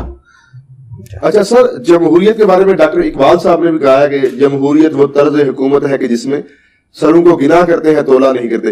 موجودہ جو حکومت ہے اس میں جو نظام حکومت ہے اس میں مطلب ایک نشئی جو ہے نیم پاگل وہ بھی ووٹ دیتا ہے، اس کی بھی اتنی اہمیت ہے. ایک اسکالر ووٹ دیتا ہے، اس کی بھی اتنی اہمیت ہے. میرے خیال میں نشئی کی ووٹ زیادہ ہونی چاہیے. اس کی وجہ ہے کہ نشئی جو ہے وہ تو اپنے گھر کا سامان بیچ کے نشہ کر رہا ہے نا. اسکالر تو آپ کی جیبوں سے ہتھیار ہے، اس کی ووٹ آدھی ہونی چاہیے. بالکل آپ کے ساتھ لاجیکل بات ہے. پی ایچ ڈی اسکالر مطلب کوئی نہیں چلے، آپ نے نیچرل بات ہے جی. دیکھیں نا تو وہ کیسے ہو سکتا ہے؟ ہاں جی میں وہ بتاتا ہوں. پہلی بات یہ کہ ڈاکٹر اقبال کے شعر نہ تو دین ہے، اچھا، اور نہ ڈاکٹر اقبال کے اشعار جو ہے وہ کسی آپ ثبوت میں پیش کر سکتے ہیں. انہیں بھی غلطی لگی ہے ہاں جی، تو ہم تو نہیں ان کے ساتھ ایگری کرتے. لاجیکلی ٹھیک ہے کہ مطلب کیسے؟ جی میں آپ کو بتا رہا ہوں لاجیکلی نہیں ٹھیک ہے، بالکل غلط ہے. اس کی وجہ یہ ہے کہ اسلامک ڈیموکریسی کو ہم حلال سمجھتے ہیں، ویسٹرن ڈیموکریسی کو جسے ڈاکٹر اقبال نے کریٹیسائز کیا ہم اسے کفر سمجھتے ہیں. حلال و حرام کا فیصلہ کثرت رائے نہیں کر سکتی. آپ تو کہہ رہے ہیں نا علماء کی ووٹ، میں کہتا ہوں جی علماء کعبے کی چھت پہ بھی چڑھ جائیں نا سارے اور کہیں کہ مرد کی مرد سے شادی جائز ہے تو ہم اسے بھی ریجیکٹ کریں گے. نہیں تو ہم تو یہ مانتے ہی نہیں ہیں. ہم کہتے ہیں کثرت رائے حلال کے اندر ہوگا، حرام کا فیصلہ قرآن و سنت کریں گے، علماء بھی نہیں کریں گے. ہم تو بہت آگے کی بات کر رہے ہیں. اس طرح کی ڈیموکریسی کو ہم صحیح سمجھتے ہیں جس میں حلال کا فیصلہ ہو کثرت رائے سے. مثلا کثرت رائے یہ ہے کہ کسی دو شہروں کے درمیان ٹرین چلنی چاہیے یا موٹر وے بننی چاہیے، تو کثرت رائے سے فیصلہ ہونا چاہیے کہ ٹرین سوٹیبل ہے یا موٹر وے سوٹیبل ہے. ٹھیک ہے، یہ آپ کا فیصلہ ہے. آپ اپنی رائے ہموار کریں، فیزیبلٹی رپورٹ بنائیں، لوگوں کو قائل کریں. ٹھیک ہے. باقی میں آپ کو یہ بتاؤں، یہ جو کہہ رہے ہیں تولا نہیں جاتا، مجھے یہ بتائیے اگر آپ یہ مان لیں کہ ایک پڑھے لکھے اور ان پڑھ کی ووٹ برابر ہونا یہ عیب ہے، تو میرے بھائی مجھے بتائیں وہ ان پڑھ گوالا جو بھینس کی پرورش کرتا ہے، ایک پی ایچ ڈی خواہ اسلامیات میں ہو یا عربی میں ہو یا مفتی اعظم ہو، کیا وہ بھینس پال سکتا ہے یا وہ گوالا پال سکتا ہے؟ اور اس کے دودھ کے اوپر آپ کے بچے جوان ہو رہے ہیں، وہ تو کہے گا سرکار میری ووٹ دو کے برابر کریں، مفتی تو مجھ سے دودھ لیتا ہے، یہ تو مجھے پتا ہے کہ کتنی میں محنت کرتا ہوں. تو پھر آپ کیا کریں گے؟ تو یہ دنیا نے سرکار کنکلوڈ کیا ہے کہ اس کا آخری حال یہی ہے کہ ہر بندہ اپنی فیلڈ میں مفتی اعظم ہے. ذہن میں رکھیں. جی ہاں، یہ کیمرہ مین بیٹھے ہوئے ہیں، یہ تو کہیں گے میں میڈیا کی فیلڈ میں مفتی اعظم ہوں. تمہارے علماء کو تو ٹچ سکرین موبائل چلانا نہ ہے جب تک ان کو سکھایا نہ جائے. میں تو 15 سال سے یہ ٹچ سکرین کیمرے استعمال کر رہا ہوں، میری ووٹ 2 کے برابر ہونی چاہیے. تو میں کو کہا بھائی تیری ویک اودی ویک، اس کے علاوہ اس کا کوئی چارہ نہیں ہے. ہاں اب اس کا حال کیا ہے؟ حال یہ ہے کہ آپ رائے عامہ ہموار کریں. دیکھیں طیب اردگان نے رائے عامہ ہموار کی ہے نا. پاکستان کی اسٹیبلشمنٹ تو اتنی سٹرانگ نہیں تھی جتنی ٹرکی کی تھی، یہ تو شاید نہیں ان کے مقابلے پہ. لیکن ایک عوامی لیڈر آیا، اس نے 50 سال پرانا مسئلہ حل کیا استنبول کا. میر جب وہ بنا پانی کا مسئلہ تھا، کرتے کرتے وہ پرائم منسٹر بنا، 3 دفعہ الیکٹ ہوا. اس نے اس کو پرائم منسٹر والے نظام کو صدارتی نظام میں کنورٹ کیا. لیڈر ہے نا. تو آپ نے دیکھا ہے آج تک آپ نے سنا تھا کہ اتنی سٹرانگ فوج اور اس کے سامنے آگے عوام لیٹ رہی ہے ان کے ٹینکوں کے سامنے. پاکستان میں ایسا نہیں کبھی بھی ہوگا، نہیں ہوگا. اس کی ایک وجہ ہے، وہ بہت بڑی وجہ ہے، اور وہ فوج کے پاس وہ گدڑ سنگھی ہے کہ جب تک وہ مسئلہ آپ حل نہیں کرتے نا کبھی آپ یہ ان سے چھٹکارا حاصل نہیں کر سکتے. وہ یہ ہے کہ پاکستان کی فوج جو ہے وہ مذہبی ہے اور مولوی ان کے اعلی کار ہیں. ٹرکی کی جو فوج تھی نا وہ تھی سیکولر ایتھیسٹ، اور وہاں پولیٹیکل لیڈر جو ہے مذہب کا نام یوز کرتا تھا. اس لیے مولوی برے وقت میں مسجدوں سے اعلان کر کے اردگان کے ساتھ کھڑے ہوئے، کیونکہ وہ ان سے پہلے تنگ تھے کہ یار یہ تو ہے ہی سارے اس طرح. پاکستان میں فوج تو مذہبی ہے، ہر کینٹری میں آپ کو مسجد نظر آتی ہے، اللہ کے نام لکھے ہوئے نظر آتے ہیں، اللہ اکبر کے نعرے اور یہ سب کچھ. یہاں پہ مذہبی طبقہ جو ہے ہمیشہ فوج کو سپورٹ کرتا ہے، اس لیے سیاستدان مار کھا جاتا ہے. ویسے یہ حقیقت بات ہے کہ سیاستدان بھی مذہب کو یوز کرتا ہے اور فوج بھی مذہب کو یوز کرتی ہے. یہ جو فوج کے پاس ایج حاصل ہے نا, اس کی وجہ سے پاکستانی فوج کے آگے, ٹینکوں کے آگے کوئی نہیں لیٹے گا آگے, یہ میں آپ کو بتا دوں. الا یہ کہ یہ مشرف والا نظام اگر تھوڑا عرصہ چلتا نا, تو آپ نے دیکھا تھا فوجی اپنی وردیاں بھی گھر سے پہن کے نہیں جاتے تھے, ٹھیک ہے, داڑھی رکھنے کے اوپر پابندی لگ گئی, داڑھیوں والوں کو مین پوسٹوں سے ہٹا دیا, تو فوج میں مشرف کے خلاف بھی نفرت آئی, عوام میں فوج کے خلاف نفرت آئی, کتنی نفرت آ گئی تھی, وہ بڑی مشکل سے بعد میں اوور کم ہوئی ہے, ٹھیک ہے. تو یہ والا معاملات دیکھیں آپ, اگر اوور آل دیکھیں تو پھر آپ کو پتا چلے گا.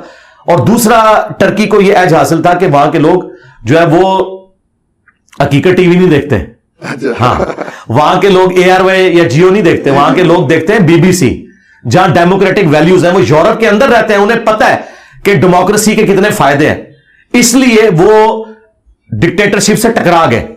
ہمارے لوگوں کو تو پتہ ہی نہیں ہے ڈکٹیٹرشپ, وہ تو کہتے ہیں جی کوئی ڈنڈے والا حکمران لے کے آؤ, ڈنڈے والے تھوڑے آئے نے, کوئی ایک رتی برابر بھی انہوں نے کام کیتا ہے بیڑا ڈوبنے کے سوا.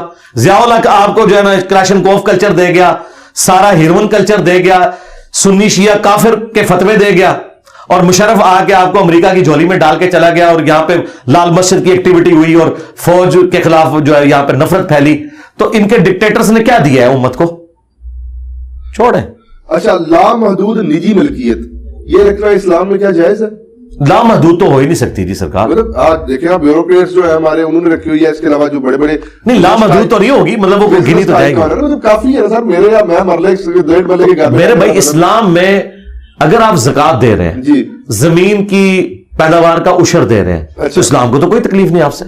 ٹھیک ہو گیا, ٹھیک ہو گیا. آپ کو حیران کن بات بتاؤں, یہ لوگوں کو یقین نہیں آئے گا, آپ بخاری شریف کھولیں, حضرت زبیر جب شہید ہوئے نا, آج کے اربوں روپے کے مقروض تھے سرکار, کروڑوں نہیں, اربوں. وہ آپ سونے کی ویلیو کیلکولیٹ کریں آج کے حساب سے.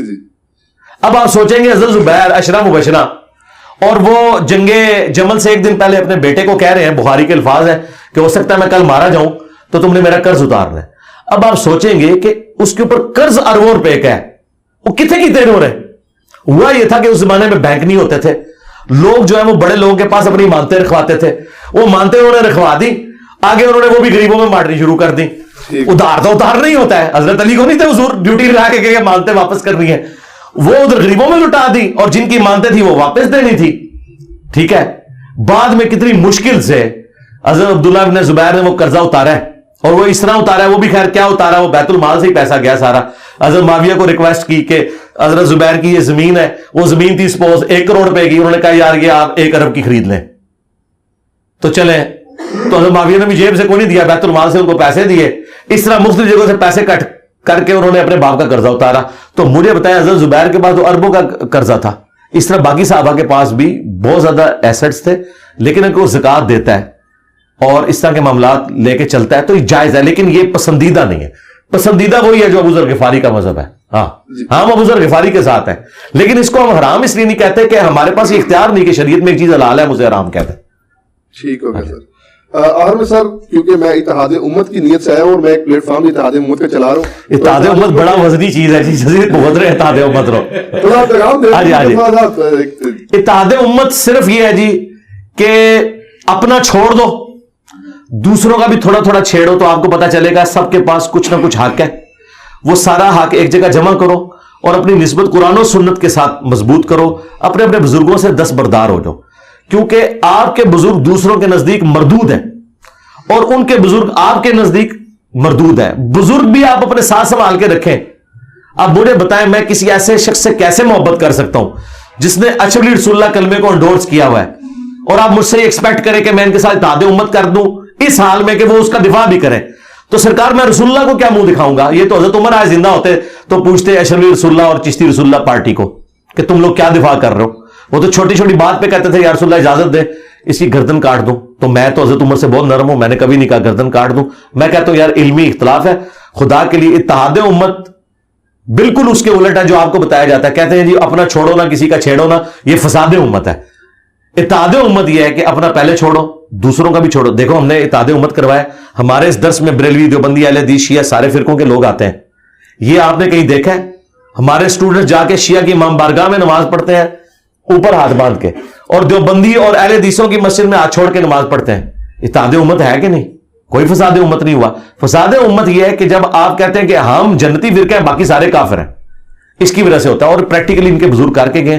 تو اتحاد امت صرف اس صورت میں ہوگا کہ امت محمدیہ کے اوپر اکٹھے ہوں. امت دیوبندیہ, امت بریلویہ, امت وہابیہ, امت شیعہ کے اوپر امت نے نہیں اکٹھا ہونا.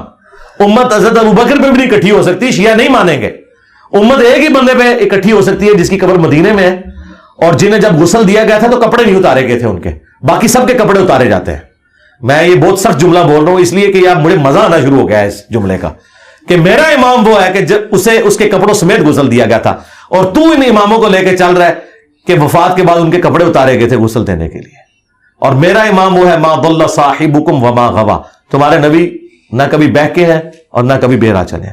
اور تیرے امام وہ ہے کہ دوسرے ماننے والے اس امام کے مسئلوں کو اس طرح ردی کی ٹوکری میں پھینکتے ہیں جس طرح تم ان کے مسئلوں کو. تو سرکار پھر اپنی نسبت رسول اللہ کے ساتھ مضبوط کرو صلی اللہ علیہ وآلہ وسلم. اچھا سر, آخری سوال میرا یہ ہے کہ عربی بولنے کے بارے میں علماء نے آپ پہ کافی اعتراض کیا ہے. لاہور کے ایک مفتی صاحب, میں نام نہیں لوں گا, انہوں نے کافی ویڈیوز چڑھائی ہیں کہ آپ کو عربی نہیں آتی. مجھے عربی آتی ہے, اردو آتی ہے, بعد میں ڈسکس کروں گا. مجھے ان مفتی صاحب سے پوچھ کے بتائیں جتنے بھی مفتی ہیں جی, کہ ڈاکٹر تعلق قادری صاحب کو جو عربی آتی ہے تو تقی عثمانی صاحب انہیں شیخ الاسلام کیوں نہیں مان لیتے؟ اچھا ہاں مانے نا. اور اگر مفتی تقی عثمانی صاحب کو عربی آتی ہے تو الیاس گھمن صاحب انہیں شیخ الاسلام کیوں نہیں مان لیتے؟ مسئلہ عربی اردو کا تو ہے ہی نہیں ہے, ٹھیک ہے. مسئلہ یہ ہے کہ قرآن و سنت سے جو دلائل ہیں وہ ہم نے آپ کے سامنے رکھ دی ہے. اور آخری بات, میں آج کے کسی مفتی کی عربی کو مانتے ہی نہیں ہوں. کیوں؟ ان میں سے کوئی مفتی دعویٰ کر سکتا ہے کہ مجھے اشرف تھانوی سے زیادہ عربی آتی ہے جی جی, یا احمد بریلوی سے زیادہ عربی آتی ہے؟ کسی کا دعویٰ ہے؟ نہیں. تو میں تو احمد بریلوی سے ڈائریکٹ عربی پڑھی ہوئی ہے. احمد بریلوی صاحب نے بیسٹ عربی سے بیسٹ اردو میں قرآن ٹرانسلیٹ کیا, اور میں ان کی عوام کو بتا رہا ہوں. تو میں تو نکل ہی گیا ہوں. میں تو اعلیٰ حضرت کے ساتھ آپ کو جوڑا ہے. اعلیٰ حضرت نے لکھا ہے ایاک نعبد و ایاک نستعین کے ترجمے میں, اے اللہ ہم تیری ہی عبادت کریں تجھی سے مدد چاہیں. تو بس یہی بات میں کر رہا ہوں. تو ان چیزوں سے باہر نکل جائیں. میرے بارے میں وہ کہہ رہے ہیں یہ دیکھ کے قرآن نہیں پڑھ سکتا جو قاری ہے, ٹھیک ہے. تو میں نے انہیں کہا تھا کہ تقی عثمانی صاحب, مفتی منیر صاحب, ساجد میر صاحب, ساجد نقوی صاحب, چاروں بڑوں فرقوں کے میں نے علماء کی بات کی ہے. یہ یوٹیوب کے اوپر کوئی قرآن کی ایک سورت تلاوت کر دے, اپلوڈ کرے, مجھے بتا دیں, انشاءاللہ میں شام کو سورج غروب نہیں ہونے دوں گا, میں وہی سورت, سب سے مشکل والی سورت ڈھونڈ لیں, میں وہی سورت قرات کروں گا. اب ہم فیصلہ کر لے گی کس کو قرآن زیادہ پڑھنا ہوتا ہے. باقی رہ گیا پڑھتے ہوئے کبھی غلطی. میں ویسے بتاؤں یہ سارے علماء قرآن مجہول پڑھتے ہیں, انہیں قرآن عربی لنگوسٹک کے مطابق نہیں پڑھنا آتا. عربی لنگوسٹک یہ نہیں ہے کہ زبر زیر آپ نے ٹھیک پڑھنا ہے, نہیں. عین, ثا, ہا, ضاد یہ صحیح نکلنا چاہیے, کسی کو نیچے کٹنا آتا. اور اے بے تے پڑھتے جے, کیونکہ انہوں نے جو آپ پتہ مدارس میں جو عربی پڑھائی جاتی ہے نا حدیث کی کتابوں میں, وہ معروف نہیں پڑھائی جاتی, مجہول پڑھی جاتی ہے. انما الاعمال بالنیات, یہ لفظ ہی غلط ہے. انما الاعمال بالنیات. آپ جتنے علماء دیکھیں اعمال لو پڑھتے ہیں, درود شریف دیکھیں اللہم صلی علی محمد پڑھتے ہیں, یہ صلی علی تو غلط ہے, اللہم صلی علی محمد ہے. لیکن چونکہ ادر دین قرآن آپ مجہول بھی پڑھ سکتے ہیں, یہ جائز ہے. اللہم صلی علی بھی درست ہے, لیکن قرآن میں جب آپ لام زیر لی پڑھیں گے تو لام زیر لے نہیں پڑھ سکتے سوائے ایک لفظ کے, بسم اللہ مجریہا. یہ پورے قرآن میں ایک لفظ ہے جو آپ نے مجریہا نہیں پڑھنا, باقی پورا قرآن آپ نے معروف پڑھنا ہے. انہوں نے عربی ساری پڑھی ہوئی ہے مجہول, یہ قرآن پڑھ ہی نہیں سکتے معروف. میرا چیلنج ہے, یہ جتنے گھرے پھاڑتے ہیں انہوں کو لے آؤ ساجد میر. واللہ ساجد میر مجھے نماز بھی معروف طریقے سے نہیں سنا سکتا. التحیات للہ والصلوات والطیبات, وہ پڑھے گا التحیات للہ والصلوات والطیبات. انہوں نے پڑھی ہوئی عربی, اور عربی یہ سمجھ رہے ہیں کہ, اور ہاں تو یہ لوگ نکال ہی نہیں سکتے, عین نکال ہی نہیں سکتے. اور یہ ان کا عیب نہیں ہے, ان کی تربیت ہی ایسی ہے. اور آپ قاریوں کو دیکھیں, مولویوں کا اتنا مذاق اڑاتے ہیں, کہتے ہیں عربی آندی نہیں. قاری جڑے نا مولویوں نے ہتھوں ہاتھ لیندے نے, کیوں؟ وہ صحیح کہہ رہے ہوتے ہیں, قرات کے اعتبار سے ان کو عربی نہیں آتی. خالی عربی پروناؤنس کرنا کافی نہیں ہے نا, وہ اس لہجے میں ہونی چاہیے. تو میں عربی لہجے میں عربی پروناؤنس بھی کرتا ہوں. باقی جو پڑھتے ہوئے کبھی زیر زبر کی غلطی ہو جائے نا, وہ تو ساروں سے ہو جاتی ہے. وہ غلطی تب غلطی ہے کہ جب کوئی بندہ لقمہ دے اور میں پھر اس کو غلط پڑھوں. اوور لک ہو سکتی ہے پڑھنے میں جی. ٹھیک ہے. ابو داؤد میں حدیث ہے نبی علیہ السلام قرآن بھول گئے تھے, آپ پہ نازل ہوا ہے. تو بعد میں ایک صحابی نے یا رسول, آپ نے فرمایا تم نے مجھے یاد دلا دینا تھا, لقمہ دے دینا تھا. تو آپ اندازہ کریں کہ کیا نبی علیہ السلام کو نہیں پتا تھا؟ بات یہ ہے کہ کبھی کوئی بندہ اگلی آیت بھول جاتا ہے، یا پڑھتے ہوئے متشابہ آیات آ جاتی ہیں ایک طرح کی. بعض اوقات آپ دیکھ کے بھی پڑھتے ہیں. میں آپ کو پروف ریڈنگ میں بھی بتاؤں، ہم نے جب پمفلٹ لکھے نا تو 10 بندوں سے میں نے پروف ریڈنگ کروائی، اور ایسے بندوں سے بھی کروائی کہ جن کی انٹرسٹ کا وہ ٹاپک نہیں تھا. کیوں؟ جو بندہ دیندار ہے نا، وہ حدیث میں اگر کہا کہ کی غلطی ہوگا نا تو وہ اپنی یادداشت سے اسے صحیح پڑھ رہا ہوگا، لیکن جس بندے کو نہیں پتا ہوگا وہ والی غلطی بھی نکال لے گا. مطلب اگر یہ اس میں اگر یہ تے کے کوئی نقطے مس ہوں گے نا تو آپ بابے تے پہ پہنچیں گے، شاید کوئی نہیں، خود ہی پڑھ لو گے. آپ دیکھیں گے کئی لوگ انجینئر کے سپیلنگ غلط لکھ دیتے ہیں، لیکن وہ آپ پڑھیں گے اسے انجینئر ہی، وہ انہوں نے نا وہ نون پہلے ڈالی ہوتی ہے، یہ بعد میں ڈالی ہوتی ہے، حالانکہ انجینئر کے سپیلنگ میں یہ پہلے، لیکن میں آپ کو دونوں دکھاؤں نا آپ صحیح پڑھیں گے اسے، کیونکہ آپ اتنے غور سے نہیں دیکھیں گے. لیکن جو جس کا انٹرسٹ نہیں ہوگا نا وہ دیکھے گا پہلے یہ پہلے پائس کے بعد پائس. تو یہ اس طرح کے معاملات ہو جاتے ہیں. غلطی تب ہے کہ میں نے ایک کوئی لفظ پڑھا اور بار بار اسے غلط پڑھا، اور میں تو فی البدی مجھے سینکڑوں آیات قرآن کی زبانی یاد ہے، اور میں فی البدی پڑھتا ہوں، عربی لنگوسٹک کے لہجے میں پڑھتا ہوں. میرے درجوں ویڈیوز ہیں، قرآن کلاسز ہیں، ان میں کہیں ایک کوئی زبر زیر کی غلطی ہو جائے اور اس کو پڑھ گئی اس کو دیکھ کے قرآن پڑھنا نہیں آتا، میں کہتا ہوں جی ضرور کہیں گے، اچھی بات ہے. جب آپ کہیں گے دیکھ کے قرآن پڑھنا نہیں آتا، لوگ دیکھ لیں گے اسے پڑھنا آتا ہے کہ نہیں آتا. اور ایک مولوی یہاں تک کہہ رہا ہے، وہ کہہ رہا ہے جی دیکھیں اب یہ چڑھ جائے تو پھر وہ لوگوں کو پتہ لگ جائے گا قرآن میں یہ غلط پڑھ رہا ہوگا. سرکار ہماری جتنی قرآن کلاسز اپلوڈ ہو رہی ہے اس کے نیچے عربی لکھی ہوئی بھی آ رہی ہے. اگر میں نے پرونونس بھی کہیں غلط کر دیا تو وہ آپ کو لکھا ہوا نظر آئے گا کہ یہ اس طریقے سے ہے. تو پرونونس ڈاکٹر اسرار صاحب سے زیادہ قرآن کو نہیں جانتا تھا. ایون ان کے مخالفین بھی مانتے ہیں کہ ڈاکٹر اسرار جیسے کراس ریفرنسز کسی عالم دین کو بھی نہیں آتے تھے، حالانکہ وہ حافظ قرآن نہیں تھے، لیکن کراس ریفرنس وہ اس طرح بیان کرتے تھے. متشابہ آیات میں بھی وہ غلطی نہیں کھاتے تھے اکا دکا موقعوں کے سوا. 20 سال تک وہ بیان القرآن ریکارڈ کرواتے رہے. اس کے بعد فائنل انہوں نے 98 کے اندر وہ بیان القرآن فائنل ریکارڈ کرایا جو ویڈیو میں، اس میں بھی کئی جگہ زبر زیر کی غلطیاں ہیں، میں نے خود نوٹ کی ہیں، لیکن میں نے کبھی وہ کلپ کاٹ کے نہیں چلایا کہ ڈاکٹر اسرار کو قرآن پڑھنا نہیں آتا. اور ڈاکٹر اسرار صاحب کا وہ پورا قرآن مجہول بھی ہے، وہ ہے پڑھ دیتے ہیں ہی کو بعض جگہ پہ، تے پڑھ دیں گے تی کو، ٹھیک ہے، بو پڑھ دیں گے بو کو، ہو جاتا ہے. اس لیے کہ مجھے پتا ہے کہ ظاہر ہے کہ وہ، لیکن یہ چیز میں ڈاکٹر اسرار کو میں کہتا ہوں جی ڈاکٹر اسرار کو جتنا قرآن آتا تھا نا تمہارے مرے بزرگوں میں زندہ بزرگوں میں کسی کو قرآن اتنا نہیں آتا، کیونکہ تم لوگ قرآن پڑھ پڑھ کے اپنے بابے ثابت کرتے رہو، ڈاکٹر اسرار لوگوں کو تو ہی سکھاتا رہا. ٹھیک ہے، تو تمہاری تفسیروں کا میں نے کیا کرنا ہے کہ تم لوگ 50 جلدوں کی تفسیر لکھ کے مر جاؤ اور شرک ثابت کرتے رہو، تو میں تو اس کی تفسیر مانوں گا نا جس نے قرآن کو اسی طرح مانا جس طرح کہ نازل ہوا. تو یہ کوئی ایسا اعتراض نہیں ہوتا، اور اس لیے یہ اس طرح کا علمی اعتراض میں نے کبھی نہیں دیکھا کہ ہمارے کسی اسٹوڈنٹ نے یا میں نے کسی کی اس طرح کی کوئی ویڈیو کاٹ کے اپلوڈ. حالانکہ مجھے ریئل ٹائم ان کے بڑے علماء جو حدیثیں بیان کر رہے ہوتے ہیں اس میں کئی جگہ غلطی نظر آتی ہے، 2-3 حدیثوں کو مکس کر جاتے ہیں. اب میں اس کو غلطی بنا کے پیش کروں اس طرح نہیں، میں نے 1-2 دفعہ پکڑا، لیکن ساتھ ہی میں نے کہا کہ میں کوئی علمی اعتراض نہیں کر رہا، چونکہ ان کا دعویٰ ہے ان کی جوتی ان کے سر پہ مار رہا ہوں. میں نہیں اس کو سمجھتا کہ یہ اعتراض بنتا ہے. مثلا ان کے پاکستان لیول کے ایک بہت بڑے پیر ذوالفقار نقشبندی صاحب جو انجینئر بھی ہیں، جن کے بارے میں کہتے ہیں اس طرح کے انجینئر کو ہم مانتے ہیں جو پیر بھی ہو عالم بھی ہو. اس نے کہا کہ بخاری میں لکھا ہے کہ قبروں پہ مارتے مت بناؤ. میں نے کہا بخاری میں حدیث ہی نہیں ہے. اچھا ٹھیک ہے، وہ مسلم میں، لیکن میں نے ساتھ ہی کہا کہ میں کوئی علمی اعتراض نہیں کر رہا، چونکہ ان کا دعویٰ ہے کہ انجینئر بھی ہیں پیر بھی ہیں تو دل کا حال بھی جانتے ہیں اور درس بخاری بھی دیتے ہیں، وہ دی غلطی معاف نہیں ہوئے گی، انہوں پھر اس لیول پہ پکڑا جائے گا. علمی اعتراض نہیں، ایک جذباتی اعتراض ہے، چونکہ یہ خود دوسروں کے اوپر یہی کرتے ہیں نا اس طرح کے اعتراضات. تو اللہ کا شکر ہے، غلطی بتائیں، ہائی لائٹ کریں، انشاءاللہ ہم اپنی اصلاح کریں گے، اس میں کوئی ایسا مسئلہ نہیں ہے، ہر وقت لرننگ کے لیے تیار ہے. اچھا سر، تمام فرقوں میں کوئی ایک عالم دین ایسا بتا دیں جو مطلب باقی تمام سے بہتر ہو، جو آپ کے نزدیک وہ بہتر، آپ کو عزم ہو جائے گا. جی بالکل، جاوید احمد غامدی صاحب. ٹھیک ہے سر. ان میں تکنا کتنا اخلاق نبوت تواڈے مولوی موجود ہے، تواڈے مولویاں دے منہ تو جھگ چھوٹتی ہے جو میں جاوید غامدی صاحب کا نام لینا وا. یار کیوں چھوٹتی ہے؟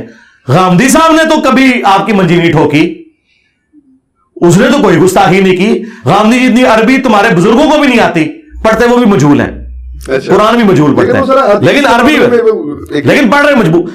قرآن سے پوچھیں گے تو عربی غلط پڑھ رہے ہیں، میں ویسے بتا رہا ہوں. ویسے زبر زیرے صحیح پڑھنا اور وہ عربی شاعری بھی ان کو کمال آتی ہے، ان کے مولویوں سے زیادہ عربی آتی ہے. تو میرا نہیں رائٹ میں کسی کے بارے میں میں ان کو کیوں بہتر سمجھتا ہوں. میرے نزدیک داڑھی فرقہ, شلوار ٹخنوں سے اوپر کرنا, رفع دین کرنا نہ کرنا, اس سے بڑی چیزیں ہیں توحید اور ختم نبوت. میرے نزدیک کسی بریلوی دیوبندی اہل حدیث کی توحید اور ختم نبوت کا عقیدہ اتنا مضبوط نہیں جتنا غامدی صاحب کا. لیکن آپ سر انہیں منکرین حدیث میں بھی کنسیڈر, وہ تو بعد کی بات. منکرین حدیث سب سے بڑے حنفی ہیں, کہتے ہیں بخاری مسلم سنیوں کی کتابیں نماز رفع الیدین سے پڑھتے نہیں, کہتے ہیں بغلوں میں بت رکھ کے آتے تھے. منکرین حدیث تو حنفی ہیں. ٹھیک ہے, بات تو یہ ہے نا. غامدی صاحب کا عقیدہ توحید بھی دیوبند بریلوی اہل حدیث شیعہ سے بہتر.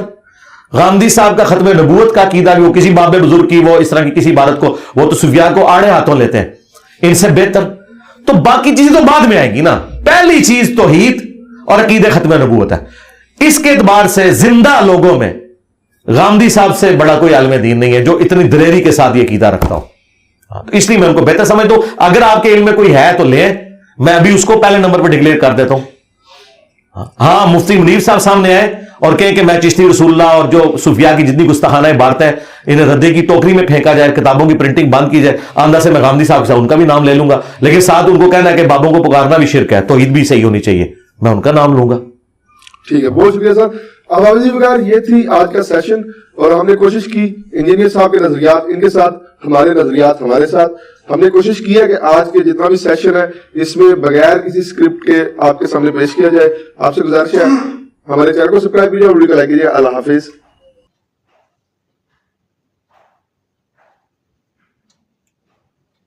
جی ناظرین, آپ نے یہ ویڈیو ملاحظہ فرمائی.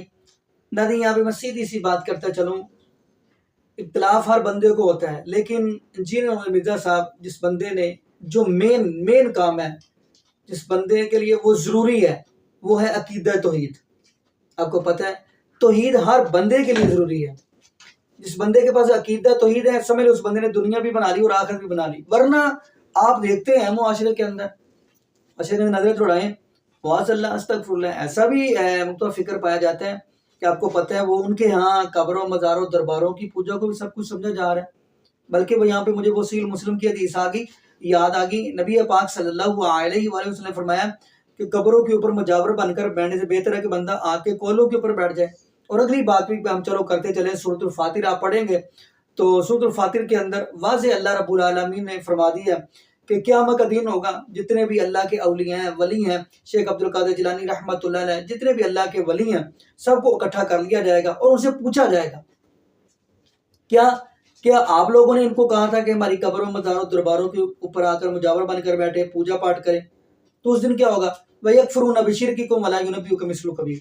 سارے کے سارے اس دن انکار کر دیں گے. پھر اللہ کے ولی, اللہ کے اولیاء تو انکار کر دیں گے, پھر ان کا کیا بنے گا.